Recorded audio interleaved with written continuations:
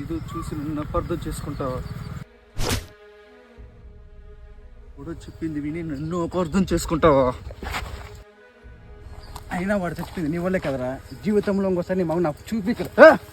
రోజు శివరామరాజు అపార్థం చేసుకున్నాడని ఎందుకన్నాడు, ఏం జరిగిందో శివరామరాజుకు తప్ప ఎవరికి తెలియదు. అసలు ఆ రోజు ఏమైంది?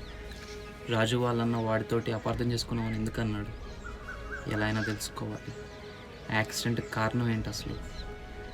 ముందు యాక్సిడెంట్ అయిన ప్లేస్కి వెళ్దాం. ఏ శివ, ఏ వర్మ, ఇప్పుడు కాదు, అసలుకే తిక్కలో ఉన్నా వెళ్ళిపో. మన మధ్య జరిగింది పక్కన పెట్టరా, కానీ ఇప్పుడు నీకు జరుగుతుంది దాన్ని చూస్తుంటేనే చాలా బాధగా ఉంది మామ. ఏం మాట్లాడుతున్నారా? రాజుగాడి చావు కారణం నువ్వేనని రాజుగాడి ఊరు మొత్తం చెప్తున్నాడు రా.